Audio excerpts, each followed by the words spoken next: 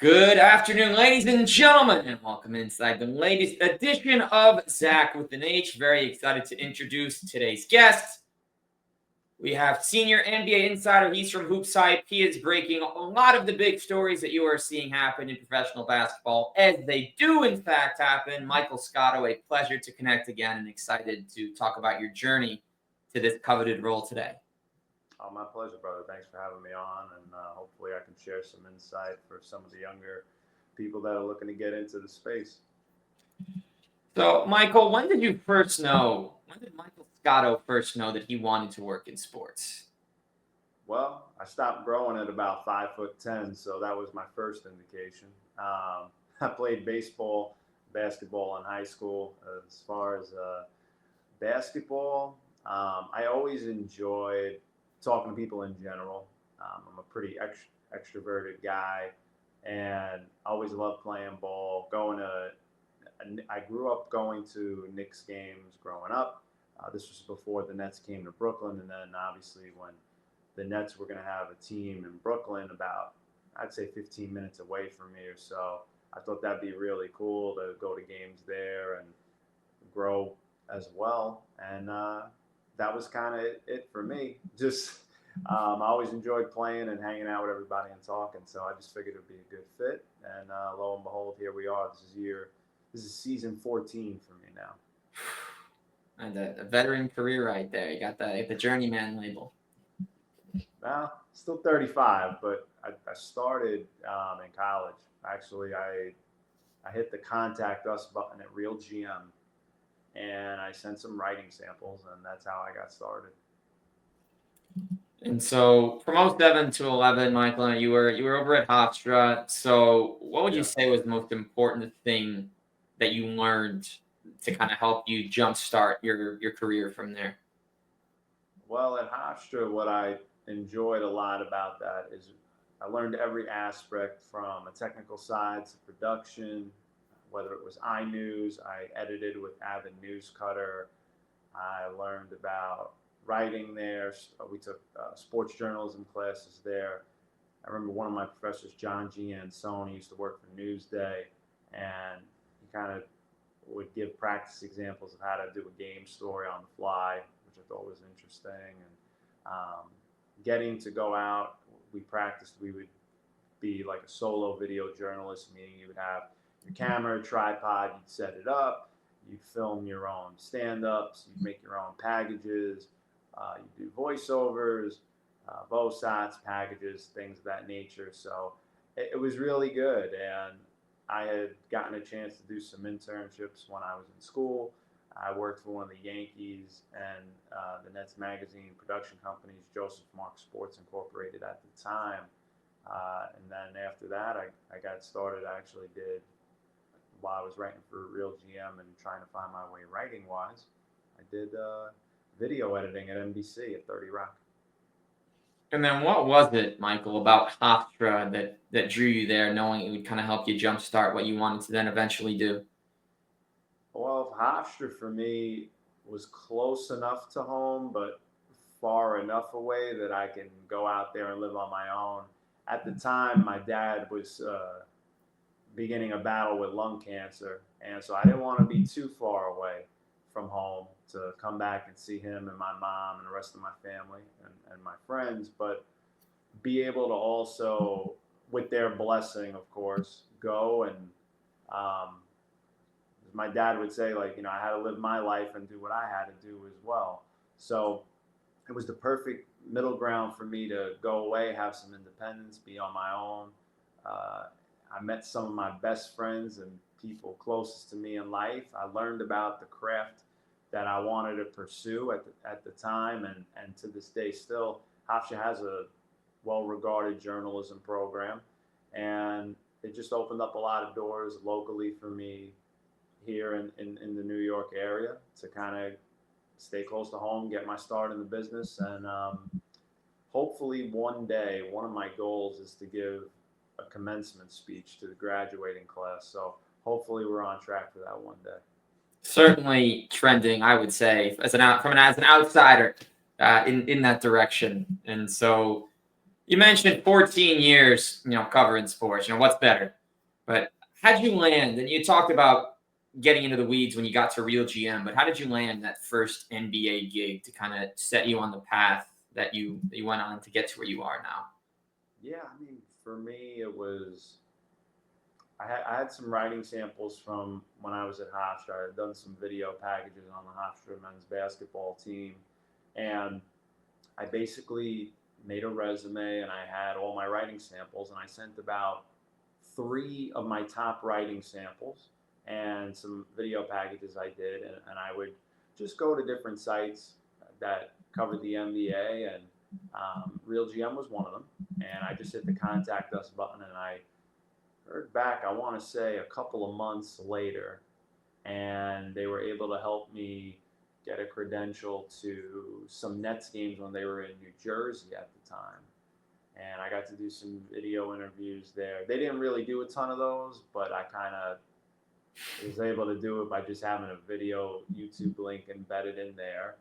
And I started writing about the Nets when I was still in college, and then after that, I would get some interviews with other players, whether it was at practices or shoot arounds, and sometimes before the game.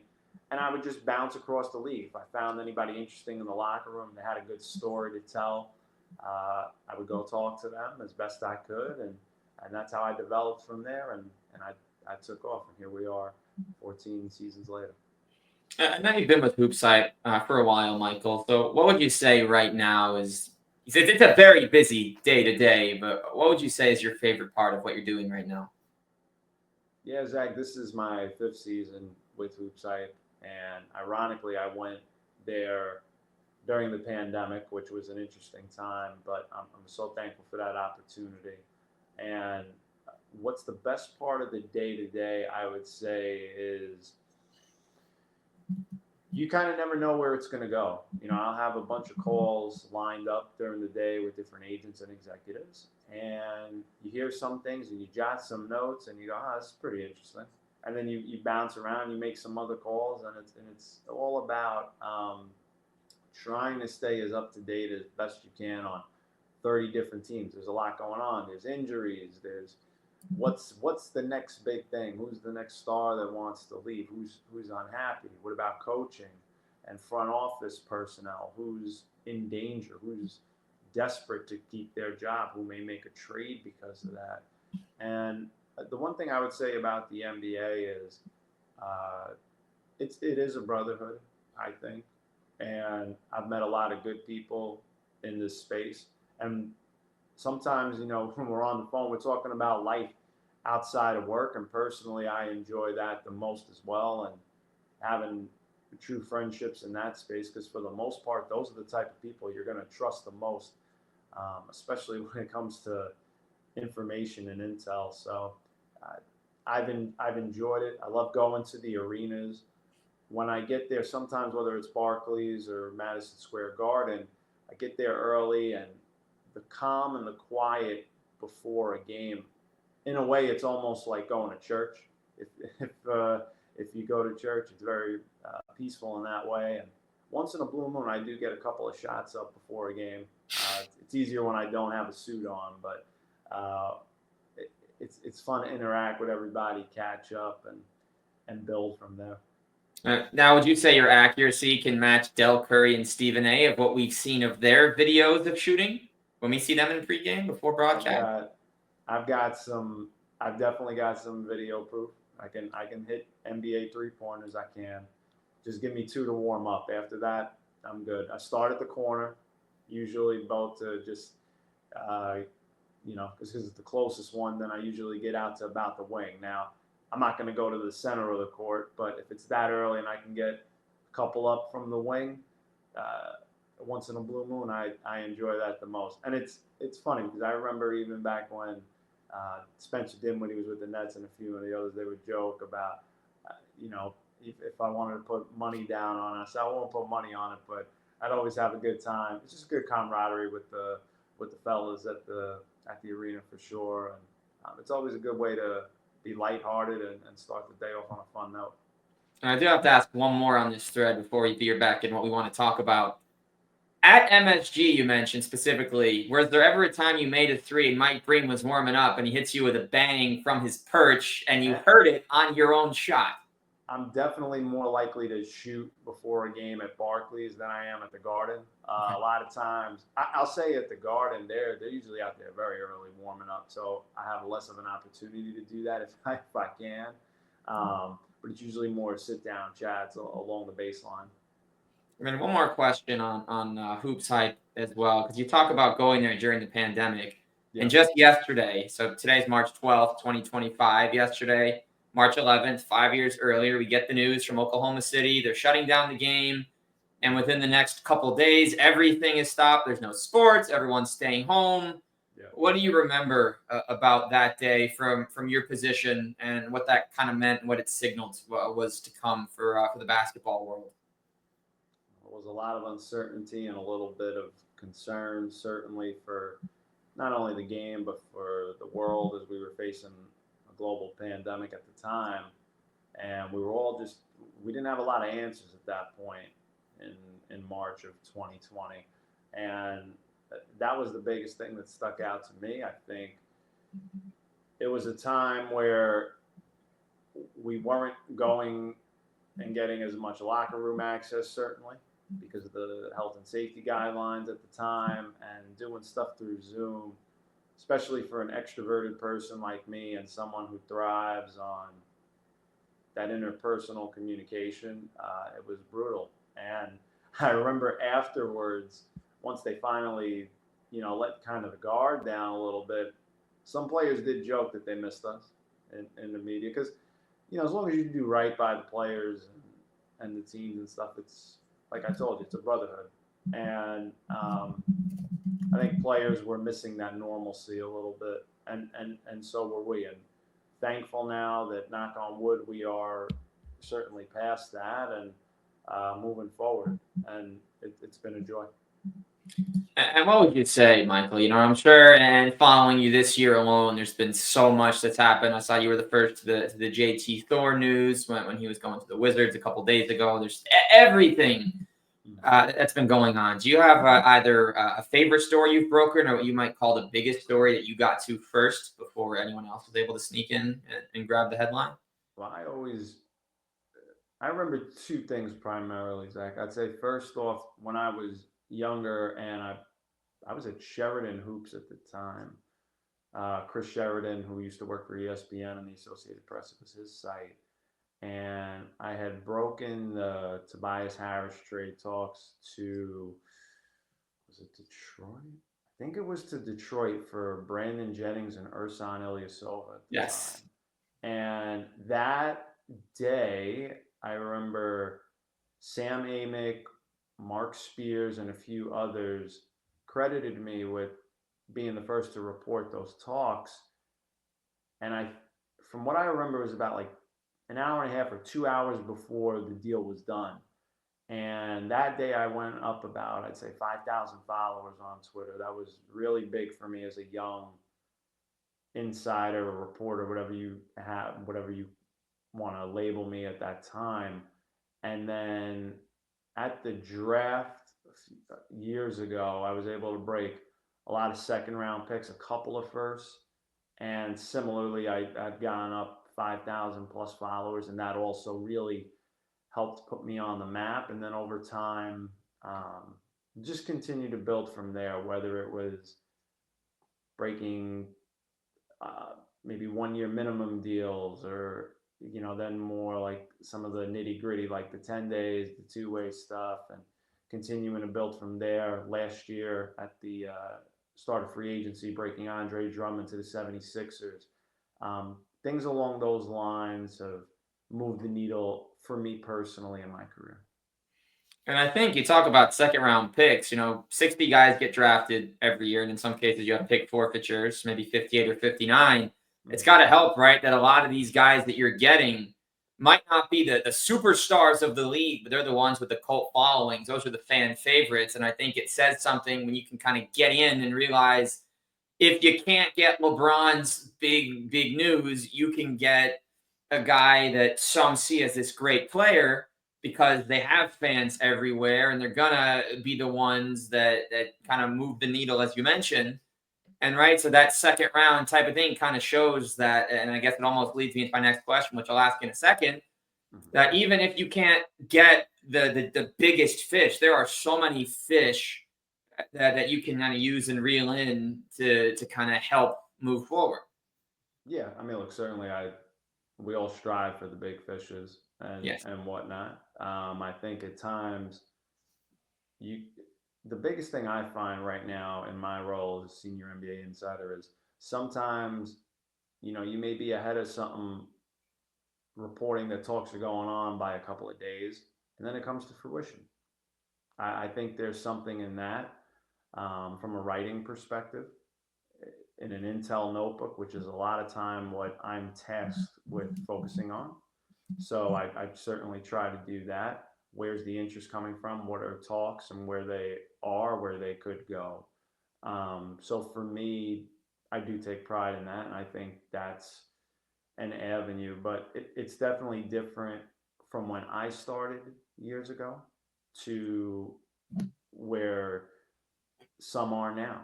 And I'm sure we could talk about that, but it's a different landscape. There are different rules, and I do get some of the younger, up and coming 20-something-year-old journalists that will come to me and be like, "Hey, you were here not too long ago. What do you think of X, Y, and Z?" Because for me, I'm 35 now, so I'm not an old fossil by any means. I'm still young enough to relate and share my own experiences with some of these younger guys coming up. And then on that perfect segue, Michael, what is your advice to those who want to do what you do? Well, first thing I would say for me is when I went to school and I was studying for this, I went to a place where, whether it was through scholarship, my own family's financial capability, or um, any other help that was afforded at the time, I was going to come out of school and not be in debt. That was important, especially in this field, because in journalism, you pay your dues. You're not going to make a high, like a six-figure salary right off the bat coming out of school. You're not. Um, and so I think that you have to have a lot of patience, fortitude, in some ways, some financial backing, I think. And the biggest piece of advice that I always hung on to when I first came in, a lot of people would say, well, Woj is certainly the king. It's going to be so hard to break news. You should find a different lane and do things like that. And I remember talking to Woj when I was at Real GM, and I would just get his insight, and he's remained a friend since, and a great guy to me at least. And he always said to me, it's all about relationships. And I took that to heart, try to be genuine in everything, and go from there. And I'd say last but not least, whether you want to choose this, or whether you want to be a journalist or you want to be anything else in the world, I always took the advice of my dad, who had said to me, there's nothing you can't do. There's only what you won't or choose not to do. And I've always tried to live my life with that motto in the background and at the forefront of my thinking. And it, knock on wood, has served me well, and try to make them proud every day. Appreciate that, Michael. And I want to say thank you for coming on today. Great kind of learning more about your story, about the little intricacies along the way. Do you have any closing thoughts, places that we can find all your work, and anything else you'd like to say? Sure. Mainly Twitter at Mike A. Scotto. Mike A is in Anthony, Scotto, Scotto. You know, I have my YouTube channel, same thing, YouTube/Mike A. Scotto. If you want to see some of my appearances, I try to post as many of the videos there as I can. And big picture, just getting excited, looking ahead towards the draft and free agency for the summer of 2025. What's next? Who are the next dominoes to fall? And I guess the last thing I would say is, um, all the things that I just shared with you are from real, genuine experience from somebody that's been in this for a while now. I guess you can call me a veteran, even though I always feel like I'm that younger guy at heart because I always think back to when I first went in the locker room. But um, you need that mental fortitude. And I think that as long as you are passionate and you're working every day in some form, trying to get 1% better, however you do it, you can do a lot of great things. So, to anybody watching, I wish you all the best and the best of luck. Pursue your dreams to the fullest.